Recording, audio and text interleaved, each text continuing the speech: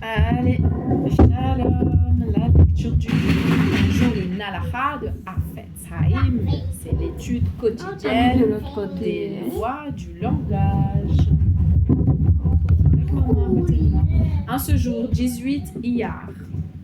Attention, une fois qu'on est absolument sûr que les informations péjoratives qu'on veut rapporter sont exactes, que la personne en cause n'avait pas de justification et que la réprimande n'a servi à rien, et qu'on est donc sûr qu'il est nécessaire de parler, il reste encore une condition pour qu'on puisse parler. Il faut être certain que la seule motivation pour le faire soit l'éto-élet, pour l'unité de la chose. En revanche, si on sait qu'on éprouve quelque plaisir à parler défavorablement du coupable, on n'a pas le droit de le faire, même s'il n'existe pas d'autre moyen pour atteindre l'objectif souhaité. Si ça nous plaît, interdit de faire. Il est méprisable d'éprouver du plaisir à dire du mal de quelqu'un, même dans un but constructif. Cette condition est particulièrement difficile à remplir lorsqu'on doit parler d'une personne pour laquelle on n'a pas trop de sympathie. Il faut d'abord supprimer toute l'inimitié qu'on peut éprouver à son égard, et ce n'est qu'après cela qu'on pourra parler. Si un mot vaut une pièce, le silence en vaut deux. Le meilleur remède, La peine. le roi Salomon enseigne.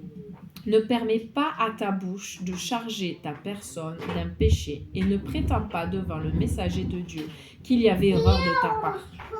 Pourquoi Dieu devrait-il s'irriter de tes propos et ruiner l'œuvre de tes mains? Les sages ajoutent dans Kohelet Rabbah, que je ne connais pas, 5.3. Ne permets pas à ta bouche de charger ta personne d'un péché.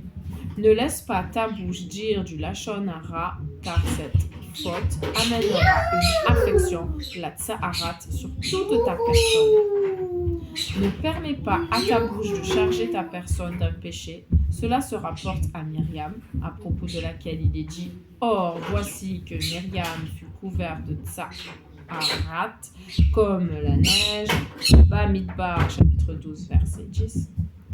Et ne prétends pas devant le messager, cela s'applique à Moïse, comme il est dit, Dieu, a envoyé un messager qui nous a fait sortir d'Égypte. Que c'était une erreur, comme il est écrit.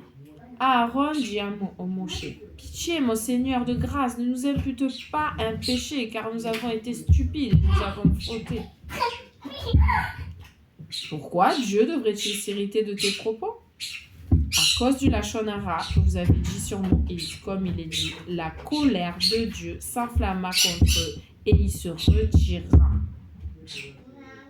Et ruiner l'œuvre de tes mains? Rabbi Yohanan dit, elle, Myriam, pécha par la bouche, mais tous ses membres furent affectés, comme il est dit. La nuée se retira de dessus la tente, et voici que Myriam était couverte de Tsaharat comme la neige. Voir suite, page 400.